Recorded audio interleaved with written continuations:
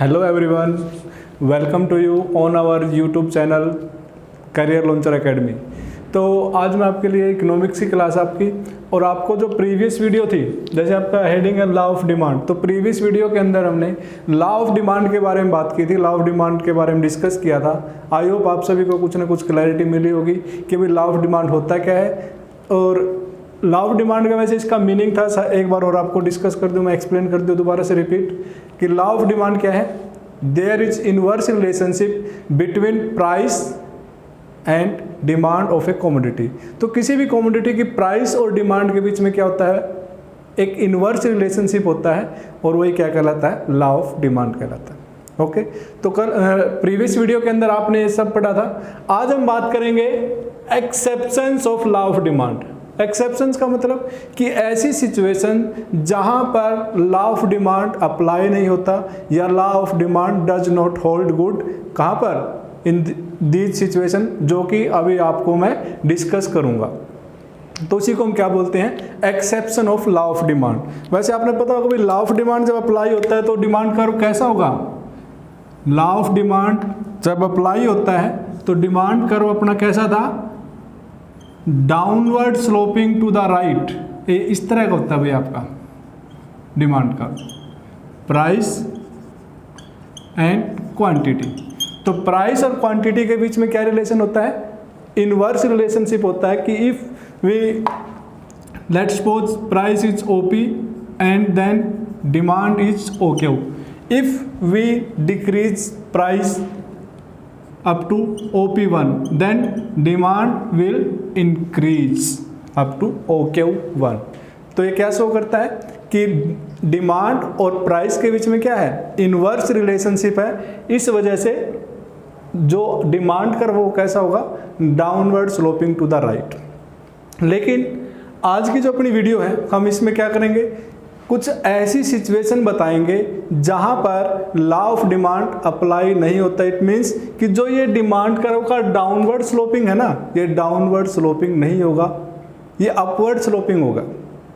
मतलब कि अब बताया हमने कि प्राइस अगर डिक्रीज की तो डिमांड इंक्रीज होगी, लेकिन जहां पर एक्सेप्शन की बात है वहां पर क्या होता है कि लॉ ऑफ डिमांड में जो डिमांड प्राइस डिक्रीज होने की वजह से क्या होगा, डिमांड भी डिक्रीज हो सकती है, या प्राइस इंक्रीज होने से डिमांड भी इंक्रीज हो सकती है। तो ये थी भाई सिचुएशन आपकी लॉ ऑफ डिमांड के अंदर। तो फर्स्ट है भाई एक्सेप्शन के अंदर फर्स्ट पॉइंट है लग्जरी गुड्स।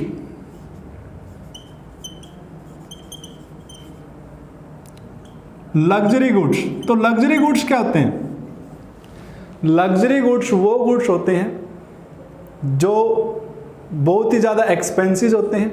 और एक्सपेंसिव गुड्स को, लग्जरी गुड्स क्या होते हैं, जो बहुत ही ज़्यादा एक्सपेंसिव होते हैं, और उनको खरीदने वाले कौन होंगे, जिनकी इनकम बहुत ज़्यादा हाई होती है।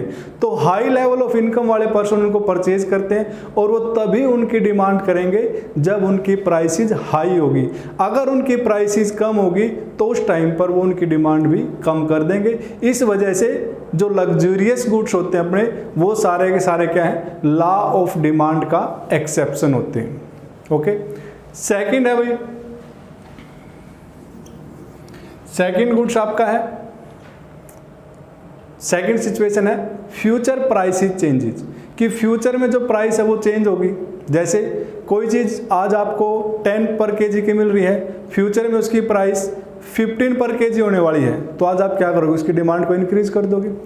और अगर फ्यूचर में उसकी प्राइस डिक्रीज होने वाली है तो क्या करोगे, आज उसकी डिमांड को डिक्रीज करोगे। तो यानी कि अगर फ्यूचर में प्राइसेस चेंज होंगी तो वहां पर भी लॉ ऑफ डिमांड अप्लाई नहीं हो सकता। तो फ्यूचर चेंज इन प्राइसेस, कि प्राइसेस में फ्यूचर में चेंज होगा, इस वजह से क्या है, वहां पर लॉ ऑफ डिमांड अप्लाई नहीं होता।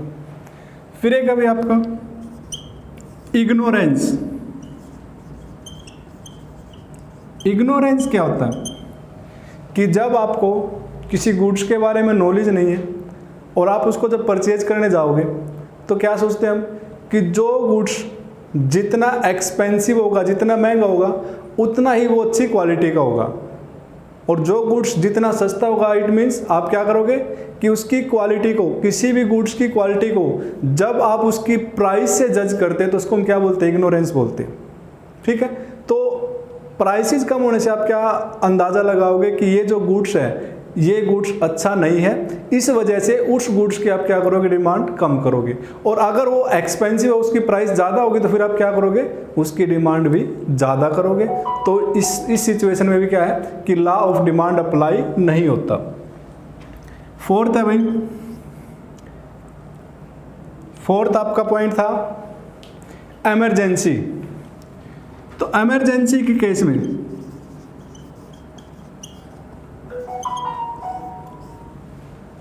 जब इमरजेंसी की सिचुएशन है तो वहाँ पर भी लॉ ऑफ डिमांड अप्लाई नहीं होगा। जैसे फॉर एग्जांपल कि अब जैसे कोविड का टाइम चल रहा है, तो इस दौरान जो एक इंजेक्शन होता है रेमडेसिविर का इंजेक्शन, तो वो कोविड के केस में, कोविड जो 19 चला उसके केस में क्या है, वो बहुत ज़्यादा हेल्पफुल होता है। तो मार्केट के अंदर अब इमरजेंसी की सिचुएशन में क्या है कि उसकी प्राइस बहुत ज़्यादा हाई हो गई थी और तब भी हम उसकी डिमांड कर रहे थे। ठीक है, तो इमरजेंसी के केस में प्राइस हाई होने की वजह से भी हम क्या करते हैं, किसी गुड्स की डिमांड ज़्यादा करने लग जाते हैं। जबकि लॉ ऑफ डिमांड क्या बोलता है कि प्राइसेस अगर हाई होंगी तो हम क्या करेंगे? डिमांड कम करेंगे। लेकिन इमरजेंसी के केस में अगर किसी गुड्स की प्राइस हाई होती है तब भी हम उसकी डिमांड ज़्यादा करते हैं, और इस वजह से ये भी क्या है? डिमांड, लॉ ऑफ डिमांड का एक्सेप्शन है। ओके, अब इसके बाद एक आता है आपका given goods.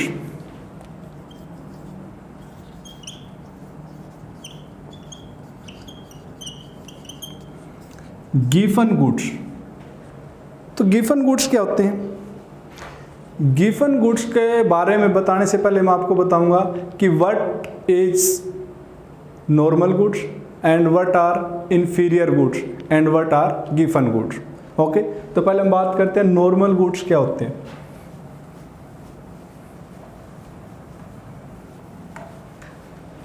Ji,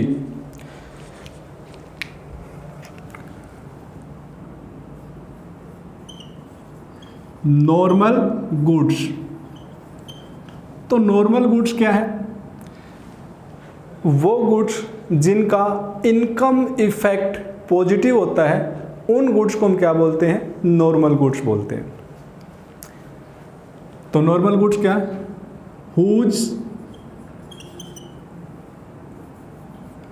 whose income effect is positive। Income effect क्या होता है? What is income effect? Income effect होता है कि जब कंज्यूमर की इनकम के चेंज होने से गुड्स की डिमांड पर क्या इफेक्ट होगा, उसको हम बोलते हैं इनकम इफेक्ट। कंज्यूमर की इनकम चेंज होने से कंज्यूमर जिस गुड्स की डिमांड करता था, उस गुड्स की डिमांड पर क्या इफेक्ट आएगा, उसको क्या बोलेंगे? Income effect. तो इनकम इफेक्ट, जिस गुड्स का इनकम इफेक्ट पॉजिटिव होता है उनको बोलते हैं नॉर्मल गुड्स। और एक आता है भाई इंफीरियर गुड्स।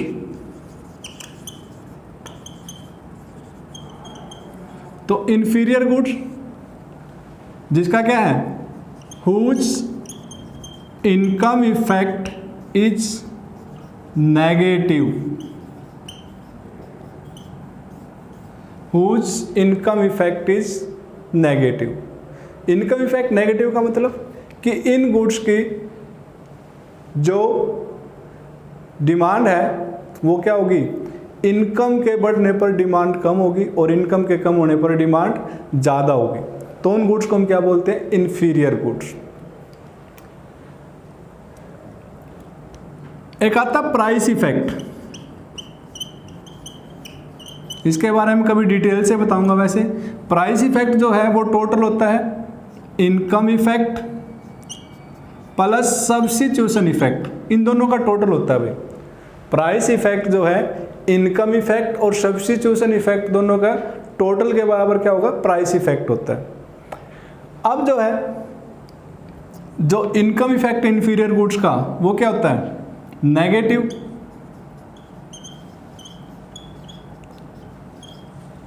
और कुछ ऐसे इन्फीरियर गुड्स हैं जिनका सब्स्टिट्यूशन इफेक्ट क्या होगा, पॉजिटिव। जब हम इन दोनों को प्लस करेंगे, मान लो ये वैल्यू कम है और ये वैल्यू ज़्यादा है, तो क्या आएगा, पॉजिटिव आएगा कि नहीं आएगा।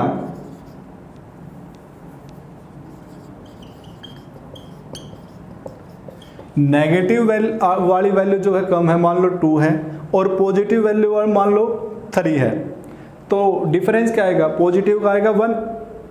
ठीक है, तो प्राइस इफेक्ट के अंदर इनकम इफेक्ट नेगेटिव है, सब्स्टिट्यूशन इफेक्ट पॉजिटिव है, लेकिन वो इस नेगेटिव से ज़्यादा है।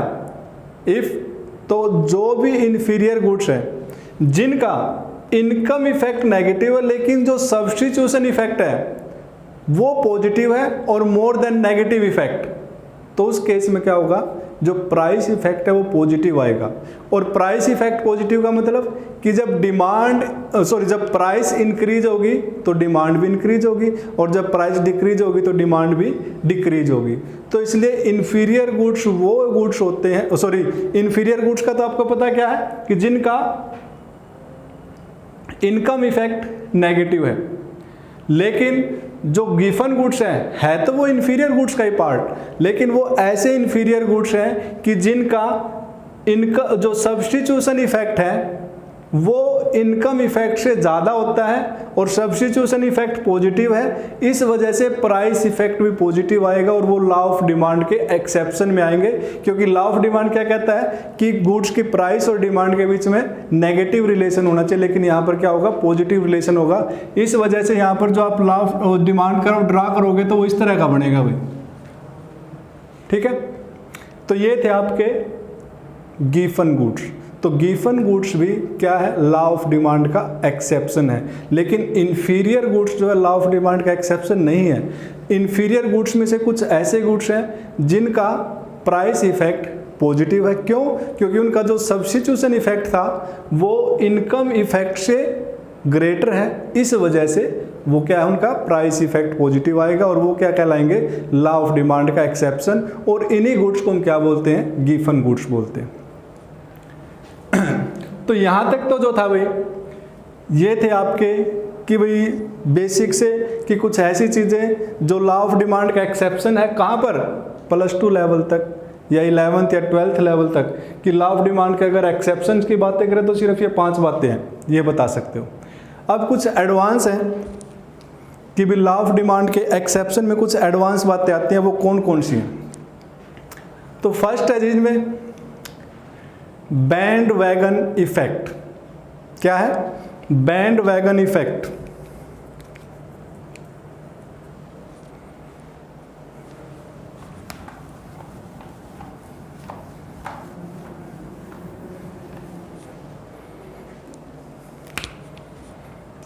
इसमें अब एक तो band wagon effect. Band wagon effect होता क्या है, बैंड वैगन इफेक्ट जैसे कई बार आप देखते हो कि कोई ऐसी चीज़ है जो सेलिब्रिटी हैं वो यूज करते हैं, तो आप भी उनकी कैटेगरी में शामिल होने के लिए, उनके ग्रुप में शामिल होने के लिए उन चीज़ों को जब आप कंज्यूम करते हो तो आप उस चीज़ को हम क्या बोलते हैं, बैंड वैगन इफेक्ट। मान लो कि सेलिब्रिटी है शाहरुख खान, वो एक वॉच लेके आया, बहुत महंगी है, ठीक है, रोलेक्स की। तो अब आप क्या है कि शाहरुख खान के ग्रुप में शामिल होने के लिए भी आप उनको पसंद करते हो, उनके जैसा दिखना चाहते हो, तो आप क्या करते हो, आप भी सभी क्या करने लगे, वही रोलेक्स की वॉच खरीदना शुरू कर देते हो। तो इसको हम क्या बोलते हैं, बैंड वैगन इफेक्ट, कि आप उस ग्रुप में शामिल होने जा रहे हो। ठीक है, तो इसको हम क्या बोलेंगे, बैंड वैगन इफेक्ट। अब बैंड वैगन इफेक्ट में क्या होगा कि वो चीज़ महंगी है फिर भी आप उसकी डिमांड कर रहे हो। क्यों? क्योंकि एक ऐसी कैटेगरी है सोसाइटी की कि जो उस चीज़ को यूज करती है और आप उस ग्रुप में शामिल, उस सोसाइटी के अंदर अपने आप को शामिल करना चाहते हो, इस वजह से आप उस गुड्स की डिमांड करते हो। तो इसको हम क्या बोलेंगे, बैंड वैगन इफेक्ट। ओके, तो बैंड वैगन इफेक्ट भी क्या है, लॉ ऑफ डिमांड का एक्सेप्शन हो गया। क्यों?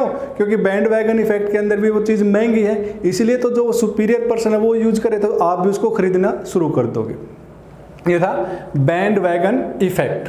अब बैंड वैगन इफेक्ट के बाद नेक्स्ट है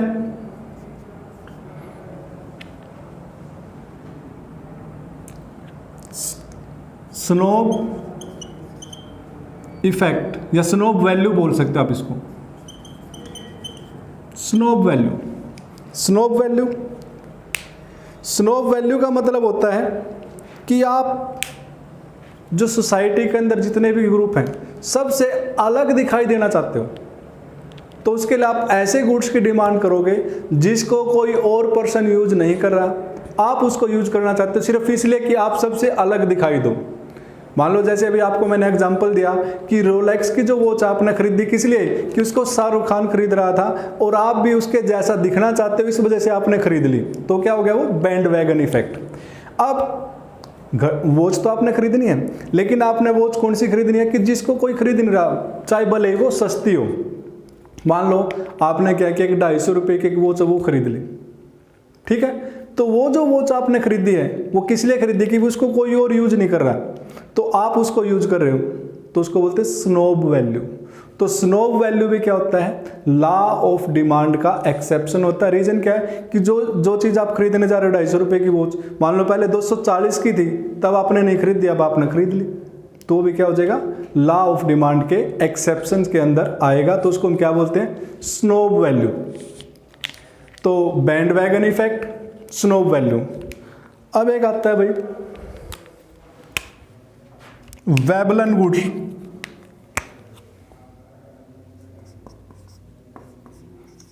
वेबलन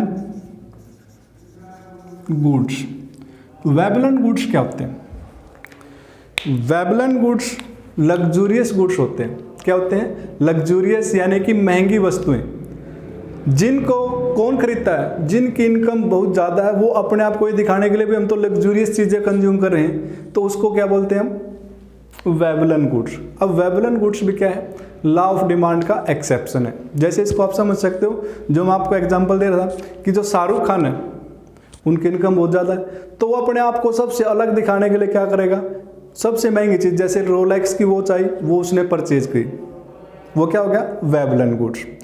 अब बाकी जो लोग शाहरुख खान को पसंद करते हैं, उस जैसा दिखाई देना चाहते हैं, तो उन्होंने क्या किया, उस वॉच को खरीदना शुरू कर दिया, तो उसको हम बोलेंगे बैंड वैगन इफेक्ट। और फिर आती है snob value.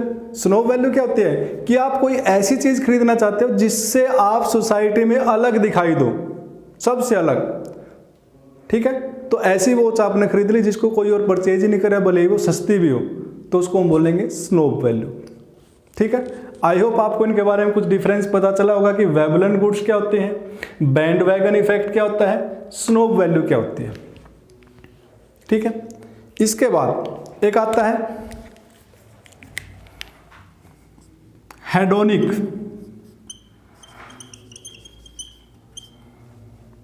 Hedonic goods, hedonic goods क्या होता है कि कुछ ऐसे गुड्स होते हैं जिनसे आपकी इमोशनल वैल्यू जुड़ी होती है, इस वजह से आप उन गुड्स को परचेज करते हो, तो उसको हम बोलते हैं हेडोनिक इफेक्ट। अब भले ही उनकी प्राइस कितनी भी ज़्यादा, आप तब भी उनको परचेज करेंगे, तो इसलिए लॉ ऑफ डिमांड का भी एक्सेप्शन है। तो हेडोनिक के बारे में जैसे एग्जांपल ले सकते हो आप, जैसे 3 इडियट मूवी आपने देखी होगी। 3 इडियट मूवी के अंदर जो करीना कपूर थी वो एक वॉच ले रही थी, बिल्कुल पुरानी सी, क्यों बांध रखी थी उसने वो, क्योंकि वो उसकी मदर की वॉच थी, उसने दे रखी थी उसको, तो इसलिए उसकी याद में उसको बांध रखा था उसने, तो वो क्या हो गया, हेडोनिक गुड्स, यानी कि वो इमोशनली टच थी उस गुड्स से, इस वजह से वो उस गुड्स को ले रही थी।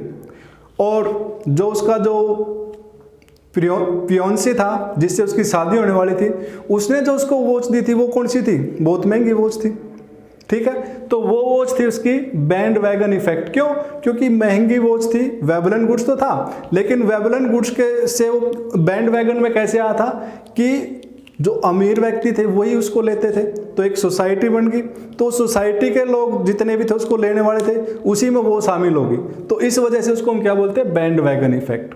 तो बैंड वैगन इफेक्ट और हेडोनिक गुड्स आया समझ आपको हेडोनिक गुड्स क्या, कि ऐसा कोई गुड्स जिससे आपकी कोई इमोशनल वैल्यू जुड़ी हुई है, उस गुड्स को आप इसलिए यूज करते हैं क्योंकि आप इमोशनली उससे अट्रैक्टेड हो, अटैच्ड हो, इस वजह से आप उसका यूज करते हो। एक होता है परफेक्शनिज्म। क्या होता है वर्ड?